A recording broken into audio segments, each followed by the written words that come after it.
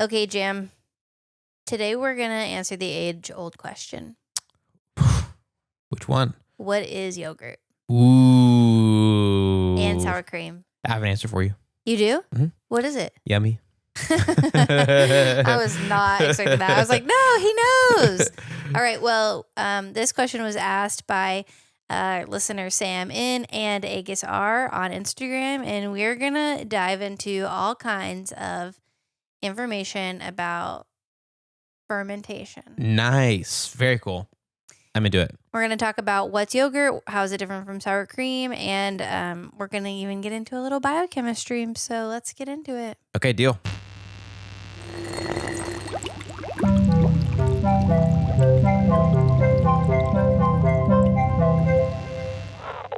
Hey, I'm Melissa. I'm Jam. And I'm a chemist. And I'm not. And welcome to Chemistry for Your Life. The podcast helps you understand the chemistry of your everyday life. Okay, so before we start, I want to dedicate this episode to our listener, Elizabeth P. She joined our Patreon this week. Yes, joined our super cool chem community of patrons. Welcome. We're so happy to have you here. Thanks for supporting the show, and we're excited to get to know you as part of our community in the various ways that we get to do that. So thanks for joining and for helping chemistry be available to be learned and enjoyed by more people. Oh, thank you so much. And so, Elizabeth, this episode's for you. Here's hoping you like yogurt or sour cream. Or at least are interested in maybe the chemistry of it. Yeah, maybe. Because I don't like sour cream, but I think I'm interested in understanding it. In knowing what it is. Yeah. Okay, so, and this question came from Sam and I think it's Agus or August, A-G-U-S, A.Gus maybe, on Instagram. And Sam specifically asked about what is yogurt and how is it different from sour cream. And he mentioned, we have a episode on cheese and butter, but he still wanted to know about yogurt. Right. And I was thinking the episode on cheese is really good and it's really relevant. And so that's why we played that as our re-release for last week. Nice. So this is kind of like a part 2 to that episode. Mm-hmm. Okay, so. But also sort of like a part goo because yogurt's like kind of gooier. One of the papers it was like a book chapter and it was called Fermented Milks. And I was like, ugh. Yeah. I don't like that. I don't like hearing that. Milks. Anyway. But I guess there are multiple types of milk you could ferment. So it makes sense. But on the face of it, it does seem like, why'd you say it that way? Well, I think also the different ways of fermenting milk makes fermented milks. Different types of fermented milk. I see what you're saying. Yeah. I was thinking like the origin of the milk being different. Like that is true too. Goat, cow, Yeah. But this was all about cow. And this is all about cow for us today also. All about cow. Now, I want like a sweatshirt that says all about cow. And it just has like a cute little cow. Something about having it be singular instead of plural just makes it immediately funny. I don't know why. All about cow. Like if you had a shirt that said all about cows, I'd be like, take it or leave it, But all about cow is very marketable. Yeah. Something about I it. could just picture it like in, that like 90s kind of like royal blue. Not royal blue, but like tealy blue. Like I had a Pocahontas sweatshirt that was this color. Oh, I know what you're talking about. Yep. And just like have it say all about cow and like a cartoony cow like in a field with like some little flowers. Yes. That'd be so cute. Well, it's like there's like animals that we would get obsessed with as 90s kids that would be all over our shirts and stuff. I don't know, backpacks. Butterflies for me. Butterflies. You got unicorns. You got horses. Yeah. But like the idea of it being a cow, that's really funny. Okay, so speaking of cows, let's talk about their milk and let's do a quick review and then get into what yogurt is to answer Sam's question. Okay, deal. So, when milk is taken from cows, this is a bit of a review because we have done the butter episode, the cheese episode. We even did one on whipping cream. So, just to review, when milk comes from cows, it's just one product and you will separate that out to different products with different fat contents. And that's standardized by fat content. And cream has the highest fat content. And then, there's like skim and all these other kinds that are more or less. The other stuff in milk is there's mostly water, lactose, sugar, which is a type of sugar. Lactose is the sugar in milk, proteins, calcium, and some fats. That's like what's all in there. And so you take this milk from the cow, you separate it out based on fat content. Extra fat is added back into the cream portion. And that's how we get milk. Okay. That we know on the shelves. And it's also pasteurized. But then to become cheese, we talked about in last week's re-release episode that, milk has bacteria added to it. This is more to remind Jam because he hasn't listened to it in a while. Milk has bacteria added to it. And the bacteria eat lactose and they produce lactic acid. And then there's enzymes added in to clump the milk proteins up together to make curd. And then it's aged to become cheese. Right. Okay. So you all hopefully just heard about that last week. Now let's talk about what yogurt is. Okay. The best way I can conceptualize yogurt for you is it's very part one of making cheese, and that's it. Adding bacteria? You add bacteria to milk, which will convert the lactose, the sugar in the milk, into lactic acid. And that acid gives a little bit of sourness and tartness, and it will cause the liquid to thicken up in what we talked about in last week's episode. And we won't get back into the chemistry of that today. But that's essentially it. And sour cream is actually made in very much the same way. It's made by starting off with cream instead of milk. Okay. So it has a higher fat content. And I think they use different types of bacteria. They're all bacteria that will eat the sugar in dairy products and produce lactic acid, but there's different varieties of bacteria you can use. But we use bacteria to make lactic acid, and it also thickens. It becomes a little bit more tart, but it has a different final texture than yogurt. Okay, right. But they're both fermented milks. Interesting. Oh, gross. Okay, so... And that kind of is your answer if you just want to stop there. If you're just here for the cold, hard facts and you don't want to learn the chemistry, essentially, cheese, yogurt, and sour cream all start by taking milk or some milk product base like cream, adding bacteria, which consumes the lactose. It creates lactic acid, and that causes the milk to begin to thicken, and it gets tart. And that's it. Okay. So that's, the basic answer. Okay. Actually, also one of the papers I read about the different fermented milks, I think it was the chapter called fermented milks. It was, it kind of talked about what we talked about 2 weeks ago when we did our episode on, it just blanked out of my mind. We talked about traditional medicine and science, like Western way of knowing, and like natural product synthesis. What was that episode? Why did I suddenly forget it? I can tell you. Sorry. Oh, we talked about that with cinnamon, didn't we? Cinnamon, yes. Okay, Yep. So this reminded me of that conversation within cinnamon that we had where we were talking about, there's this traditional way of knowing indigenous knowledge, and then you can pair that with the Western scientific way of knowing to sort of optimize things. And the power of those things coming together.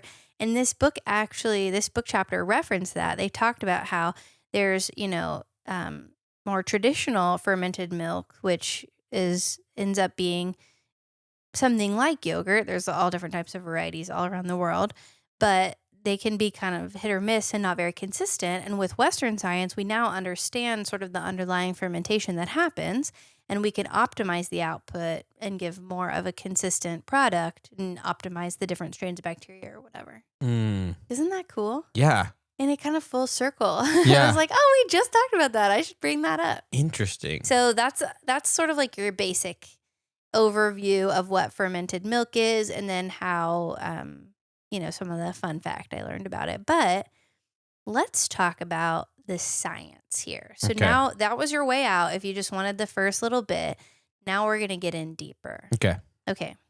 So in the episode that we did on cheese, we glossed over the process of how the bacteria takes the lactose and turns it into lactic acid. Right. We talked about the other chemistry concepts that I'm not going to talk about today. Okay. I'm going to take this as an opportunity to talk about what happens and how we get the lactose. Okay. Okay, so before I do that, I do want to remind you of something that we have talked about before called oxidation and reduction. And if you took a high school chemistry class, you might have learned like this saying called oil rig, which is oxidation is losing electrons and reduction is gaining electrons. Or I've also heard Leoger, which I don't even remember what. Losing electrons, oxidation, maybe. Gaining, reduction. But in organic chemistry, we don't characterize it like that.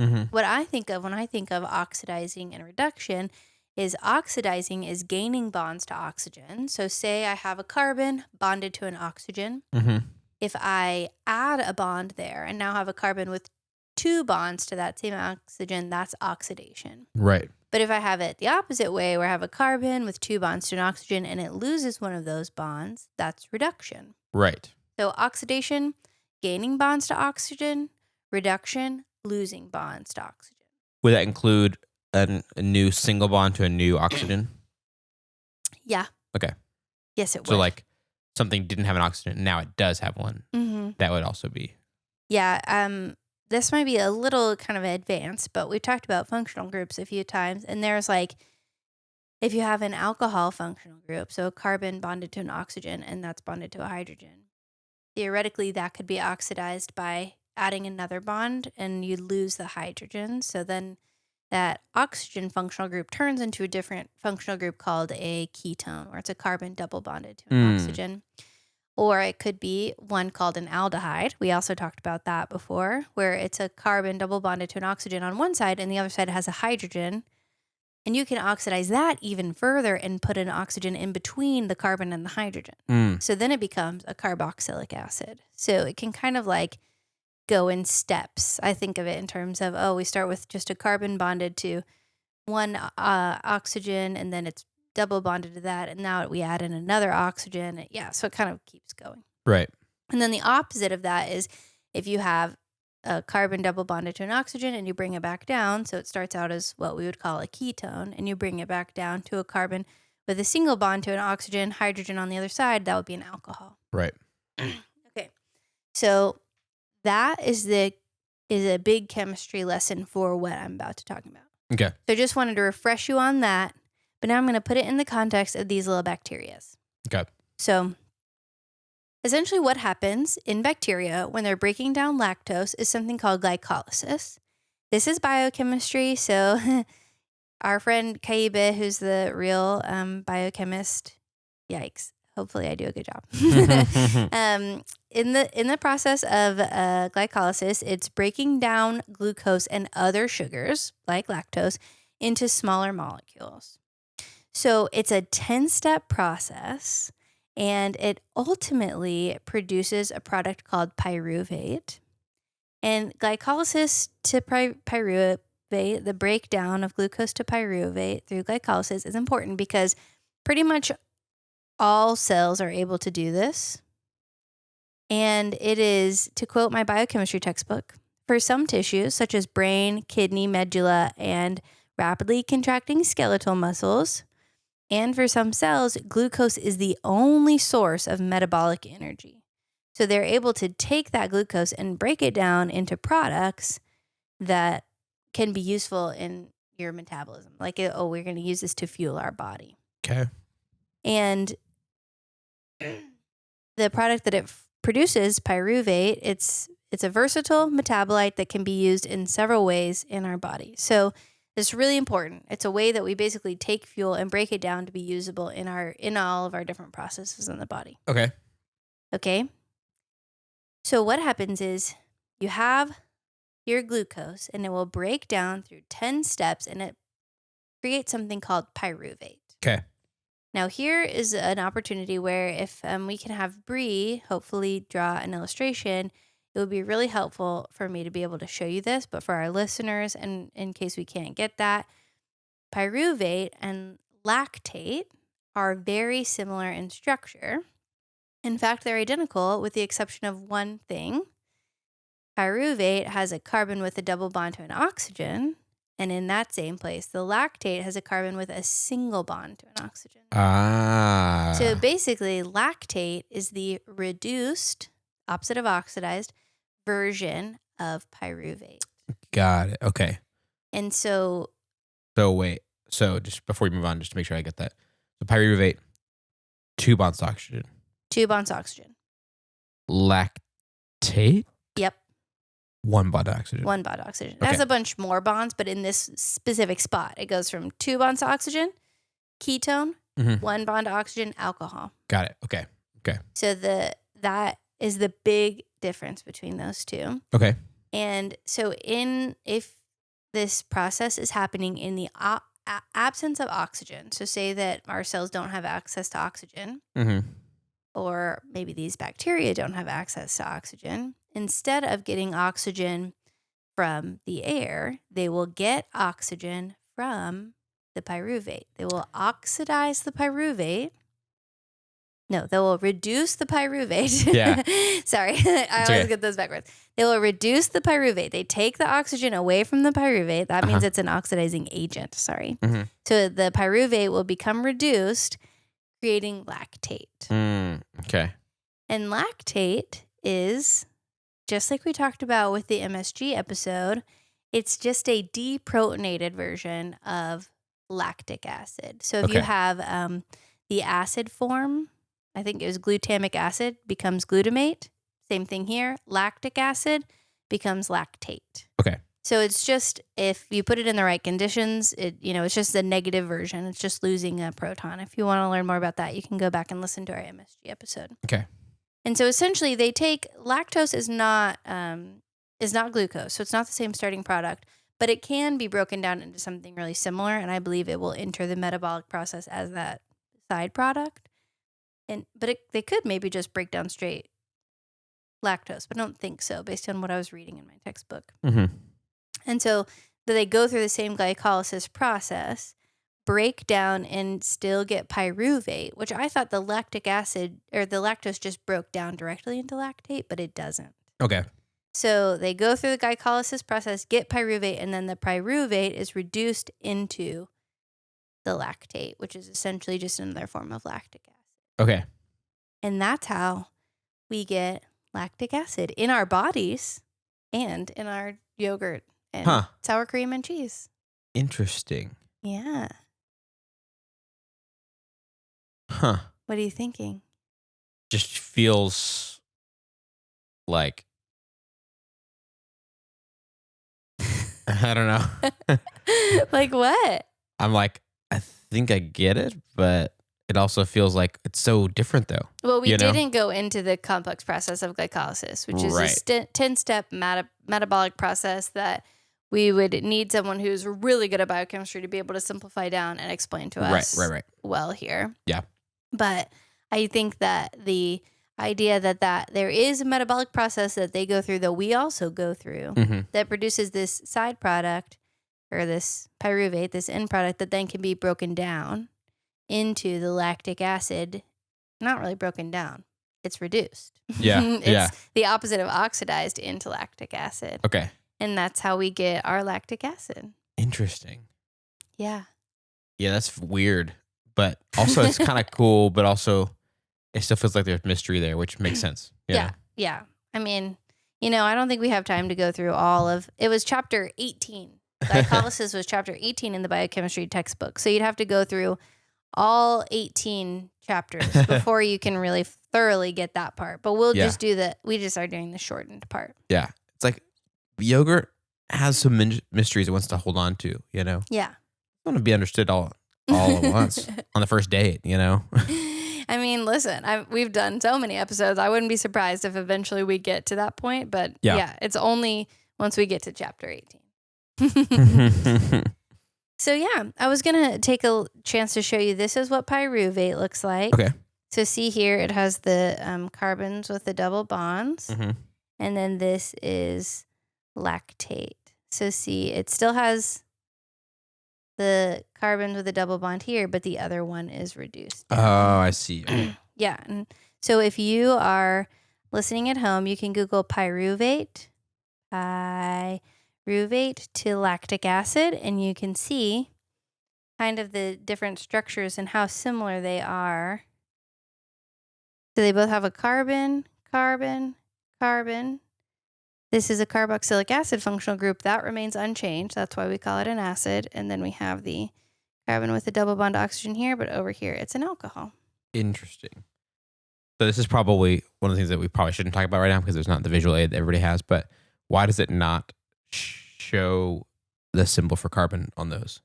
Oh, it's just assumed. We've never talked about diagrams really. Yeah, we haven't ever talked about that. That's a good point in case we do have a visual aid. A lot of times when you're looking at organic molecules, they're just drawn with like lines, and they'll have just sort of like, I don't know, can you put an insert in right here? You know, the way TikTok videos can? And it just looks like lines with bends in it. And each one of those points, each angle where it comes together is a carbon. And it's a shorthand because organic molecules can be really, really complicated, and drawing in every individual carbon is crazy. Yeah. And each carbon has 4 bonds to it. Okay. So each carbon would have, if it doesn't have anything explicitly drawn, 3 hydrogens or 2 hydrogens around it, depending on where it is in the molecule, or maybe 1. But drawing in all those hydrogens is crazy. So that's actually a carbon with hydrogens. Got it. Okay. Got it. Yeah, I didn't ever realize that. That was a good question. I was just like, you kept saying, and there's a carbon, and then I was like, okay, clearly they're not labeling all the carbons, because I would know what that. You're like, there's no carbon. There's not a C there. Yeah. Yeah. I mean, I was like, I trust you. There probably is one, but I just don't see the carbon. Yeah, it's like a shorthand for organic chemistry. Yeah. Did you get what I said though? No, sorry. What did you say? I probably don't see. Oh, yeah. I missed it because I was trying to teach you. Sorry. I missed your dumb joke. Just kidding. I mean, I was asking a real question, not for the sake of a joke. And then the joke came to my mind. Came together. Yeah. So if, I don't know, I almost wish we could take like a quick pause and I could hold up like a piece of paper where I draw really large, but hopefully Bri could, do that for us potentially, where we have the lactic acid and the pyruvate, lactic acid, pyruvic acid, or lactate and pyruvate, whichever one, but also show you something where the carbons are all drawn in and then something where the carbons aren't, so you can see that shorthand. Yeah. That was a good question. Thanks for asking. That's one of those things that when you teach chemistry verbally, primarily, wouldn't come up. Right. And yeah, we haven't needed to talk about that. And I haven't been like tested in a more traditional exam where they'd be like, hey, you got to draw some stuff. Yeah. Or like whatever. But I remember learning that stuff back in high school though. I mean, like at least a little bit of it. Briefly. But haven't had to really revisit it. That was a good question. Okay, so that's it. That's your lesson. Okay. Kind of a shorty because, the glycolysis is a lot. But I do think that the idea that, the bacteria goes through this metabolic process called glycolysis, and then the pyruvate is reduced to be our lactate, which is basically just lactic acid. That's the big chemistry for you today. So when we start out with, so you said it's basically the same with milk or cream, right? Because it just one of them turns into yogurt, one of them turns into sour cream. Based on their fat content primarily. Right. So similar process, but they start slightly differently because of the fat content difference between them. And I think they use different bacteria possibly. Oh, right. I forgot about that part. So they start off the way that we know them. You can buy some cream. You can buy some milk. And then you said it's glucose? So there's lactose is the sugar in, in milk. Yeah. But it can be sort of broken down into something really similar to glucose that can enter the glycolysis process. It needs to get that first. Yeah. Got it. Okay.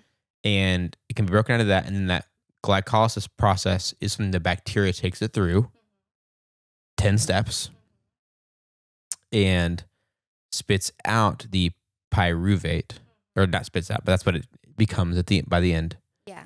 And the pyruvate is then just one bond to oxygen different from lactic acid.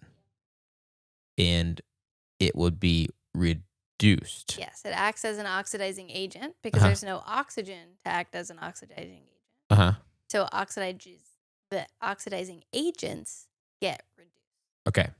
And then we end up with, when that's happened a bunch of times all over the place in milk or in some cream, then it becomes yogurt or becomes sour cream, because a lot of the lactose to glucose to glycolysis to pyruvate to lactic acid, when it's happened a ton, then now it's something different. Now there's a bunch of lactic acid. Yeah. And you got to listen to the cheese episode to find out why acid has that effect. Right. There you go. Or you just did listen to it, so you already know, I guess. Right. Jam hasn't re-listened to it Right. But I did listen to it once yet. before. More than once, probably. That's true. Yeah. Usually you listen a few times when you're editing. Yeah. So I have listened to it before. Yeah. You have. And is that also just like why? I mean, it makes sense that you'd making that many changes. They would taste so different, but especially because it's like lactose to glucose. So like you're messing with the sugary tasting stuff, right? So like you're taking away one thing, but you're also changing it. So then it's like that tartness comes in. But like yogurt on its own, without anything you've done to it, is just really not sweet. Yes. It is like just tart. Yeah. Basically. So a lot of the sugar is taken out of it in that process, but also acid is sour. Mm-hmm. So when we learn about acids and bases, we learn that acids are sour and bases are bitter. Mm-hmm. And so if you think of a lemon that has a pretty low pH, it's pretty acidic and it's like sour and tart.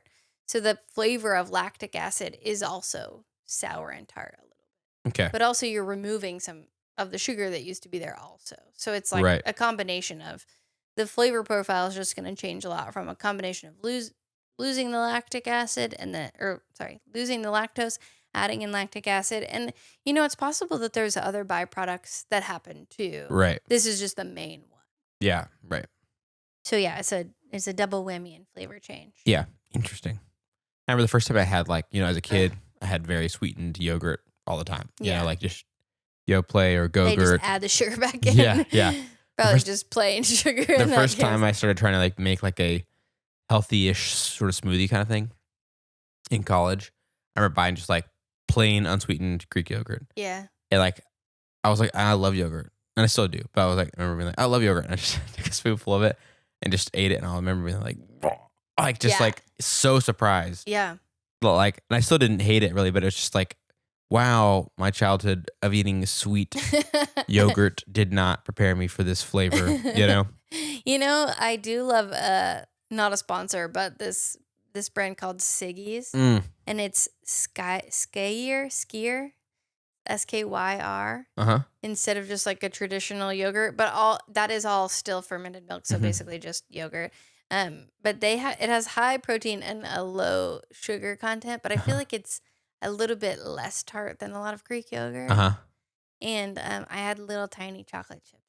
Nice. It's really good. Nice. And also, our friend Sam, who asked this question, said a lot of times in recipes, he'll swap out sour cream for Greek yogurt, which I have heard people do for different protein and fat content as well. If you're trying to bulk up, you want more protein. Yeah. So.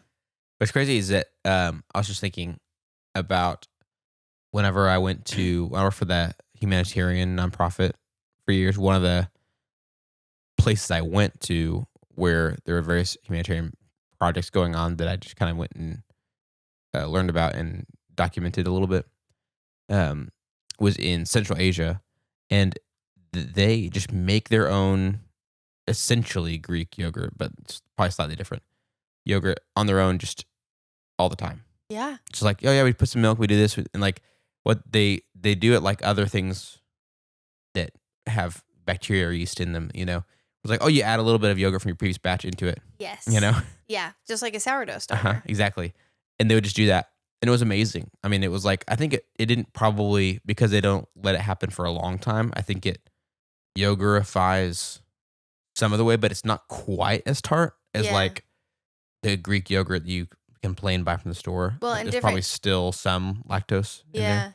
But I remember it being like, just like they just had it with breakfast and stuff, and it was like so good. Yeah. And they just always had it. It was like just a regular part of so many different meals and stuff. That would be some of the traditional, like a traditional yogurt.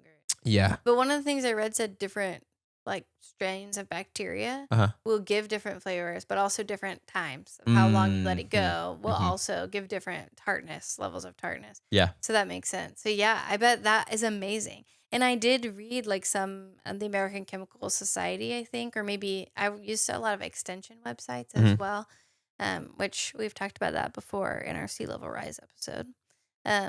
They had information on how to start it, and the options were either use a previous batch, just like a sourdough starter, a yogurt starter, or you can buy like the colonies of bacteria, like similar to yeast. Yeah, and do the same thing with kombucha. You leave a little bit of your previous batch and then restart the new one. It's like, yeah, interesting. I'm so jealous that you've had yogurt like fresh made. Mm-hmm. Did they call it yogurt? Yeah. It was just like, and it was like, yeah, there's some yogurt. And then I think I remember saying something about like, oh, I don't want to eat all of it. And like, oh, we'll just make some more. And like they told, I remember asking, I was very interested in this, and I remember asking, I can't remember their time frame, but they're like, oh, we'll add some milk to this, use some of the other batch, and then in however many days, it'll be good to go. But they made it just seem so easy, and I was like, the way you put it is easy. I guess we just are so not used to it. Yeah. You know? We also, I do think yogurt is fermented at a higher temperature.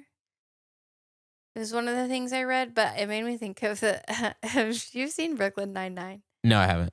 There was a character who was making yogurt at his desk, and he touches it and it's really hot. And I'm like, yeah, because the bacteria is putting out energy. I don't know. I don't know if it's an exothermic process where they put out energy, like heat as well. But yeah, it reminded me of that when they said that is a different temperature. And I do think the different temperatures could also come into play between sour cream and yogurt as well. Interesting. That's funny. Like, that's some hot yogurt. Yeah. So anyway, that's the fun thing I learned about yogurt and sour cream is it's basically the same. Not really, but you can taste and see the difference. But yeah. It's a similar process, a similar idea. We just start with some kind of milk product, then you add some cocktail of bacteria, and they're gonna ferment it using this lactic acid fermentation process. And they'll turn the lactose into lactic acid. So, but why is yogurt so much better than sour cream then? Like, how can we prove that? You know what? I feel like I've never heard people talk about sour cream still having live cultures in it. That's a good point. Like, yogurt gets a lot of that. It's like, hey, this is good probiotic, blah, blah, blah, blah. Yeah. Do you think sour cream's not? A very good question. It was hard to find the difference, even between milk and there wasn't a thing that was like, oh, here, I'm going to break down the difference between cheese and yogurt for you. I had to go learn about the cheese. I went and listened to our old episode. And then I went and learned about yogurt separately and drew my own conclusions based on those separate resources. But there was not a lot of stuff that said like, oh yeah, here's the difference between the types of fermented milk. Interesting. Yeah. Wow. So I felt like I didn't get as satisfying of an answer about sour cream. Maybe we'll do a whole other episode about what makes it different. Yeah. I kind of feel like I don't even know what it tastes like, really, because I just use Greek yogurt because I don't usually have sour cream on hand. Yeah. It's like, I feel like no one who's really had it is in some tacos or burritos or whatever. And I always kind of feel like, this isn't really doing anything for me here.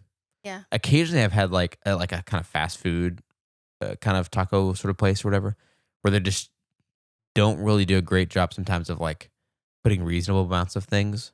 Yeah. And so they're just like, there's just way too much sour cream in here. And I'm just like, it's not even, I don't even need this. You know? I do. Chewy's is a chain restaurant around here that has a tomatillo sauce with some kind of sour cream in it, like a deluxe tomatillo sauce. And that is really good. That sounds good to me. But just like when it's like, yeah, we just, here's just a glob some on to your taco. Glob is the word that you think of when you think of sour cream. I'm just like, now I can't taste the other stuff that's good as well because you put that all over it. Well, that was really fun. I was going to ask you what your favorite fermented milk was, but we kind of talked about it already. So yeah, I guess you probably know now. I guess instead we should just do a fun thing from this week. Okay, let's do it. What's been fun from your week? What a good question. You got one already? No, I don't, because I was going to ask your favorite fermented milk instead. Well, I'll just say this. This is kind of gets weird because of the anachronism, the fact that we're recording so far ahead. But it was actually for the Thanksgiving holidays, the days off or whatever. We went and hung out with my some of my family members that still live in Abilene, and so that was cool. One thing I was going to share about though is that we were trying to look for an Airbnb to stay at because I've got a whole crew now. It's like my wife, my mother-in-law, our two kids, And it was like, okay, that's a lot of people. For anyone to have that much space in their house is a lot. So we were looking at Airbnbs and we're trying to find a good Airbnb. Of course, prices go up near holidays and that kind of stuff. And then my mom had some friends who were out of town. Mm-hmm. And they were just like, oh, y'all can stay at our house. We won't be there. That's nice. So we stayed at this house and it was like really nice. Like it was like, man, we really got an upgrade here. You're like, oh, we should not be allowed to stay in this house. Yeah, it did feel like that. It felt like if they knew, I don't know. It just was kind of funny because we went from being like, okay, what's the cheapest Airbnb we could get to being like staying at a place that was like, if this was an Airbnb, we could not afford. We couldn't even afford like half of it. Was it that much nicer? Yes. But what was the fanciest thing? Okay, I'll tell you. This is not everyone's fanciest thing, but for me, actually, I'll tell you two fancy things. One, counter height, under counter microwave thing. Oh yeah. That when I was like, how do you use this? Like could not figure it out at first. The screen kind of like folds down, like folds out, and then you press a button and it opens like a drawer. Oh my gosh. You put your stuff down into it and then press a button and it closes. That is wild. Yeah, I was like, this is very cool. And it's like the kind of thing that I'm very amused by. That's probably not that much more expensive than another microwave. But it feels really, I mean, if you have that you have fancy microwave money. Yep, exactly. And then the other thing is they had this is cool, but it gets funny. There was like in multiple bedrooms, like a little kind of just stair system like installed in the rooms. Like it was like a couple speakers mounted and like a little like control thing on the wall, like kind of where near the light switches. So you could like go through some radio stations and just play music in there. And I think there was a way you could like put it to a certain setting and then maybe like just Bluetooth connect to your phone. Yeah. It was kind of just cool. Like, oh, there's already like stereo system in here and you can just connect to it and all the rooms have it and it's the same, works the same way. You can have the same music all through the house. I guess you probably could do that. Or you could have your own music in each room. Yeah, I think that's probably their main thing. But yeah. But then I was thumbing through the stations on there and they had like 3 radio stations and then 2 channels for connecting your own device somehow that I'd never really tinkered with. And then they had 1 additional channel, which you would never guess, but was literally just like the audio from Seinfeld episodes. No. Just streaming, like just what? Like, and it was like I think a whole episode and just the audio from it, and then when it finished one, it'd play the next. But it was like how was that happening? I don't know. It almost seems like somebody forgot and their phone was just like running, but it wouldn't have worked the whole weekend like that. It wouldn't. In fact, I think it'd be more likely, and I didn't investigate this at all, but that, Seinfeld is syndicatable and is on everything. It's always playing on something. Yeah. But that somebody at some point put like maybe like it's like on a Sirius XM channel where it's literally just all the Seinfeld episodes playing end to end. That is on repeat. Hilarious. But I was thinking like one huge value would be like I could listen to this and fall asleep to it. Yeah. And I was thinking maybe that's why they have it on there. I was like, what if somebody who lives at this house is a Seinfeld fan and they're like, oh, let's get that Seinfeld that's their bedtime channel show on there. Yeah, I'm going to put it on. And if you've seen all the episodes before, you don't have to look at it. Yeah, you can just listen. And I was like, that's pretty genius if there's a show you like that much that you've watched all of. But I just was like, thumbing through it was so surprised. I just do that with my phone. I just like close my phone so it's like black and just keep the thing playing. Yeah. Because I sometimes have to listen to stuff. And because I'm a Seinfeld fan, I was like, I cannot believe that this is the thing on here. This is so lucky. Yeah, it was crazy. But have you not seen all of it, right? Because you go slowly. So did you get spoiled? I have been saving the finale, even though I kind of know some of the stuff that happens, but I've seen every episode, I think multiple times at this point, but just still have never seen the finale. I kept thinking like, I was doing that thing, savoring it, watching it slowly for a couple of years. Yeah. And then I stopped short of watching the finale because I kind of thought, man, once I watch this, I've seen it all. So the finale didn't play while you were there? No. And I also didn't really listen to that much of it. Oh, yeah. Because I guess you had your family there. Yeah. And I don't think the kids could fall asleep to it as easy as I could. Yeah. So anyway. Yeah. So that was my 2 fun things. That's fun. Yeah. Well, mine's also kind of anachronistic. So a few years ago, we decided for Christmas that we would give experiences instead of gifts. Uh-huh. Because, nobody needs more stuff. And if you need something, you should just buy the exact one you want. Right. So we were each supposed to do an experience every year. Well, it took like 3 years to do the experience. Uh-huh. So we're just now did the one for my sister and her husband did one, my brother-in-law. And it was to go kayaking in East Texas. And it was really cool. We brought, I guess everybody else canoed, but we brought our kayaks that we had. This is kind of a throwback, but we bought inflatable kayaks and checked them on a plane to go kayak in lakes in Canada because it was cheaper than renting the ones at these really big tourist destinations. Right. And you'd have to rent multiple once. You'd have to do it multiple times, but it paid for if we had just rented one, this was still cheaper than that. Wow. If we'd done a few hours in there. So that's how we decided to do that. Yeah. So we were able to use our kayaks again. Mm-hmm. And we went and I love kayaking. I love just the idea that I'm moving my body with my arms or legs, like biking or kayaking. Like I'm traveling. Yeah. On my own power with like simple tools created by men. Yeah. Or by humans, Yeah. I'm like, this is really cool. So that was fun. But we went, I didn't expect anything. I didn't look anything up. I was like, oh, we're just going to paddle on an open lake. That'll be cool. Mm-hmm. No, it was not like that. Uh-huh. There was, I can't remember the name of the trees, but there was these cypress maybe, or some really beautiful trees that we like went in and out. And it felt like the closest thing I can think of to is when Luke Skywalker goes to find Yoda in that weird swamp and there's all those trees. Yeah. And it was so beautiful and the water was really smooth. There was one place called Clear Lake and the water looked like a mirror of the trees, but you're kind of like weaving in and out of a forest. It almost felt like hiking in a kayak. Mm-hmm. It was really fun and really beautiful. And my nephew was there and my new baby nephew was there and he's looking real cute, he's getting to like the 6 months cute time. And so that's awesome. Yeah, we just had a really great time. So that was our Christmas experience from 3 years ago. And we decided by the time this comes out, I guess it'll have happened, that for now on at Christmas, we're going to, each person brings a proposal. And then we'll just do one trip per year based on the proposal. Nice. And so I get to like put together a PowerPoint. Nice. And I can propose anything. And then we just vote on it. That's cool. I like that. So that's going to be fun. Yeah. That's my fun thing. Nice. All right. Well, I think this episode is coming out in January. So we would be remiss not to note that it is now officially 2024 in the future when this is coming out. Uh-huh.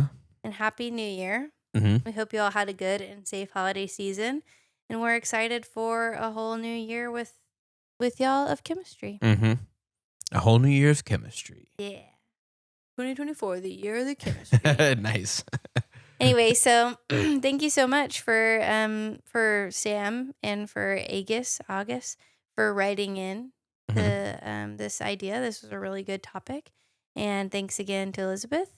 And thanks for learning and letting me talk all about the dairy, the fermented milks. Yes, thanks for teaching us about all the milks and all the fermentedness of it. And happy to. Yeah, and if you have an idea or a question or a thought or idea, like I said idea, like our friends who suggested this one, please reach out to us on our website at chem4yourlife.com. That's chem, FORyourlife.com, to share your thoughts and ideas with us. If you'd like to help us keep our show going and contribute to cover the cost of making it, you could join our super cool Chem community of patrons at patreon.com/chem4yourlife. To join that cool community, we'd love to have you. And if you're not able to do that, you can still help us by subscribing on your favorite podcast app, or rating and writing a review on Apple Podcasts, or subscribing on YouTube. All those things help us to share chemistry with even more people. This episode of Chemistry for Your Life was created by Melissa Collini and Jam Robinson. Jam Robinson is our producer, and this episode was made possible by our financial supporters over on Patreon. It means so much to us that you want to help make chemistry accessible to even more people. And those supporters are Elizabeth P. A., Avishai B., Bri M., Brian K., Chris and Claire S., Chelsea B., Derek L., Emerson W., Hunter R., Jacob T., Kristina G., Katrina H., Letila S., Lyn S., Melissa P., Nicole C., Rachel R., Sarah M., Stephen B., Shadow, Suzanne P., Timothy P., and Venus R. Thank you all again for everything you do to make chemistry for your life happen. And extra special thanks to Bri, who often creates illustrations to go along with episodes of Chemistry for Your Life that you can see over on our YouTube channel. And you can find how to support and follow Bri in our show notes at entropic.artstation.com or at McAllisterBri on Twitter. Oh, yeah. And if you'd like to learn more about today's chemistry lesson, you can check the references for this episode in our show notes or in the description of the video. He almost forgot. And now we say, Yay, chemistry! Yeah, I was like ready to do You're that. so yay. You're so ready to be yay. I was ready to